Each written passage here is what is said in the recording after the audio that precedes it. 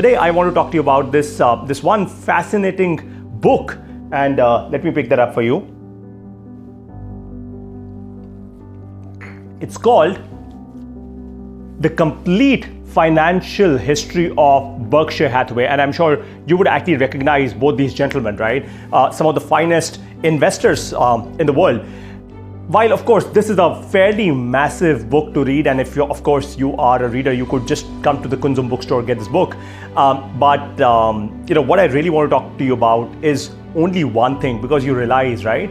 I run the Clarity podcast, and clarity doesn't mean a lot more. Clarity, in fact, means a lot less, and less in the realm of clarity is a lot more. So I want to talk to you about only one thing, and that is what Warren Buffett remarked himself in one of his interviews. He said, look, what you see as the success of Berkshire Hathaway and our investing strategies today is one of the largest reasons for that success is the fact that we've been there. I've been there personally investing for a long time.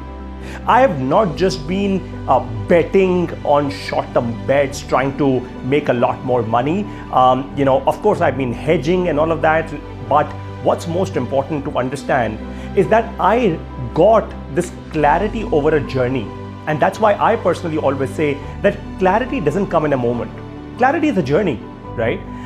It's a journey where you see a lot of ups, you see a lot of downs, you see failures, and you see successes.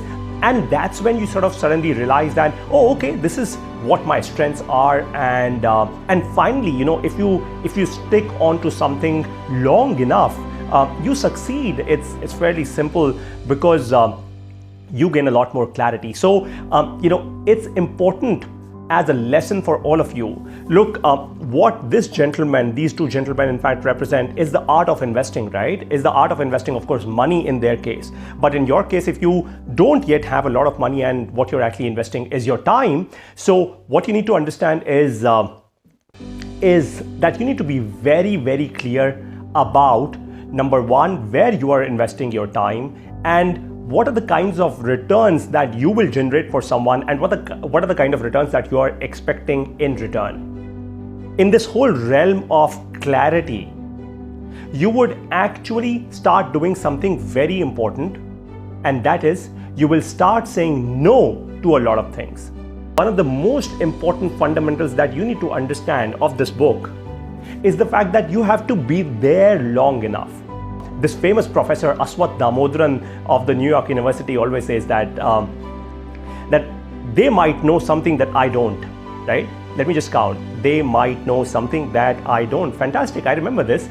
I've watched Aswath Damodaran's videos on YouTube several hundred times, right? So these 7 words make you doubt your own capabilities and really say that, if the flock is moving towards a certain direction, and Aswath, takes the example of lemmings and how National Geographic did this whole episode wherein these lemmings, these creatures, they're sort of falling off a cliff, and nobody has really been able to understand why they are suicidal in nature, right? So now, looking at yourself as a lemming, realize that what you need to do is you need to gain clarity in life for you to be really successful, whether in your career or in investing money, in growing your money. And one important part of it is you just need to be there long enough. If you're not just there long enough and you think you'll just short circuit, in this startup world of move fast, break things, and use somebody else's money, use the VC money to speed things up, you know what? It doesn't work. It actually doesn't work. In fact, some of the best businesses, some of the best, today, economic progress creators of the world are actually businesses that haven't really used venture capital, right? Of course, at a certain point in time, they have either gone IPO, they've used public funds, or they've actually used private equity capital, to grow further and faster, but only once they've established themselves very strongly in the markets that they operate in the businesses that they operate in. So what you really need to understand is it takes time, and it takes a lot of time.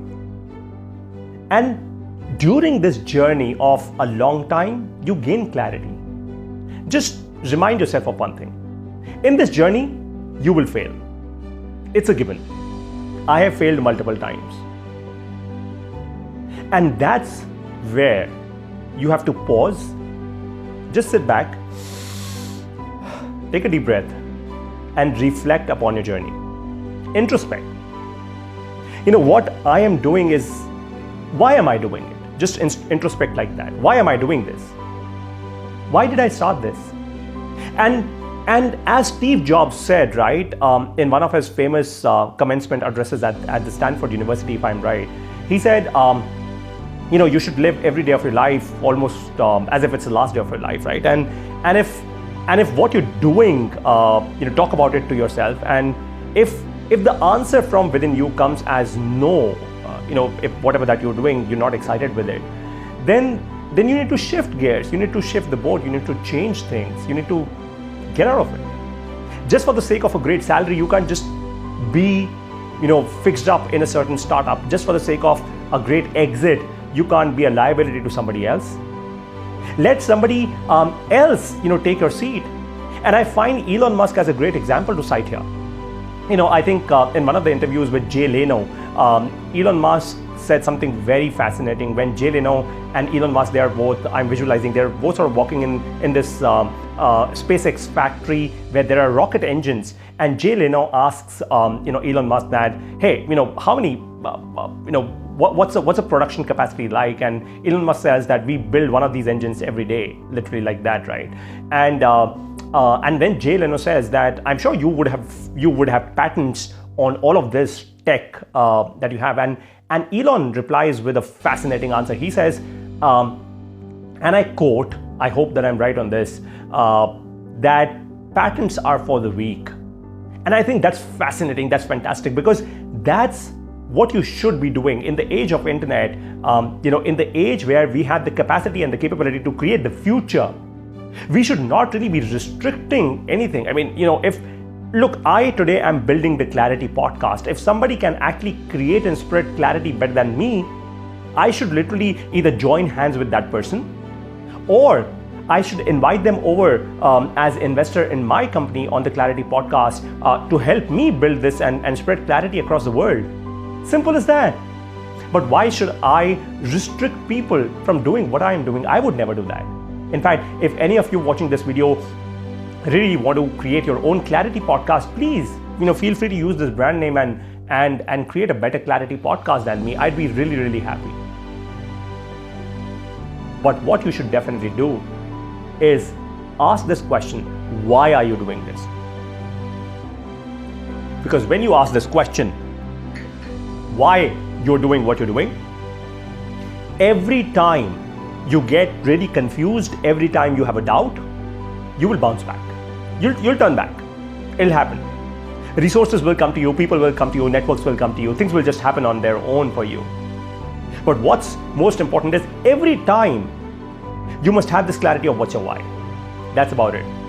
On that note, I hope that you liked this one-on-one conversation of the Clarity podcast. Go on YouTube and subscribe to our YouTube channel. That is the Clarity podcast channel. On the 1st of October, we will launch our first episode of the Clarity podcast. And I sincerely hope that that you guys will love it, right? We are going in some very, very deep conversations with some of the finest people that I am at least able to reach out to. And the conversations are totally enlightening, right?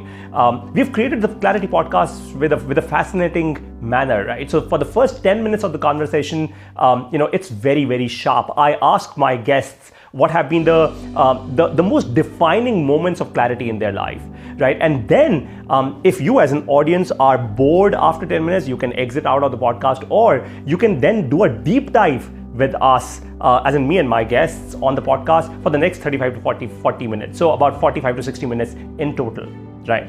And I'm not running for views. I'm not running for anything else. I just want the most meaningful people to come and watch the Clarity podcast, because I really feel that that would be great legacy to create in the world.